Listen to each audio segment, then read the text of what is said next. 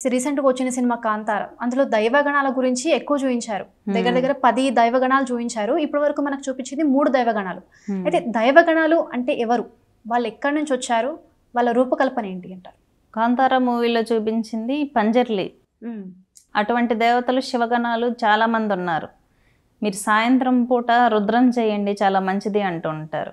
ఎందుకు? రుద్రుడు రుద్రగణాలన్నీ సంచరిస్తూ ఉంటాయి అన్నమాట సాయంత్రం పూట. అందుకే సాయంత్రం రుద్రం చేయండి, చండీ చేయండి, మంచి బెనిఫిట్స్ వస్తాయి అంటూ ఉంటారు కదా. శివగణాలు అంటే ఎవరంటే శివుడికి బాగా పూజలు చేసి చేసి చేసి చేసి చనిపోయిన వాళ్ళు ఉంటారు. వాళ్ళు జంతువులైనా అయి ఉండొచ్చు, మనుషులైనా అయి ఉండొచ్చు. ఎంతసేపు శివనామస్మరణ చేసి చనిపోయిన వాళ్ళు ఆత్మలు శక్తివంతంగా ఉంటాయి కదా, శివమంత్రం ఉంటుంది కదా వాళ్ళ ఆత్మలో.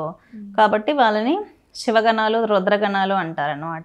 వీళ్ళందరూ కూడా శివస్వరూపమే. ఎప్పుడైనా దేవతల మీద రాక్షసులు యుద్ధం చేసినా, లేకపోతే అధర్మం ఎప్పుడైనా బాగా ఎక్కువ వ్యాప్తి అయిపోతుంది అనుకున్నా అప్పుడు శివగణాలు వచ్చి అవన్నీ శాంతింపజేస్తాయి అన్నమాట. ఎక్కడైనా అసురు శక్తులు ఉద్భవిస్తున్నాయి అన్నప్పుడు వాటిని వచ్చి ఎదుర్కొంటూ ఉంటాయి. అంటే శివగణాలు అంటే ఇంకా శివశక్తే. వాళ్ళల్లో ఉండేది, ఆ సోల్లో ఉండేది కూడా పంచాక్షరి పవరే. సో ఈ శివగణాలు మనిషి ఒంటిపైకి వస్తాయి అంటారా? కనెక్ట్ అవుతాయి మానసికంగా. ఆస్ట్రల్ బాడీతో మనం కనెక్ట్ చేసుకోవచ్చు. ఇప్పుడు అది ఎక్స్పీరియన్స్ అవ్వాలండి, ఎక్స్ప్లెయిన్ చేయలేం. ఎవరికైనా కనెక్ట్ అయితే చూస్తే బాగా అమేజింగ్గా అనిపిస్తుంది.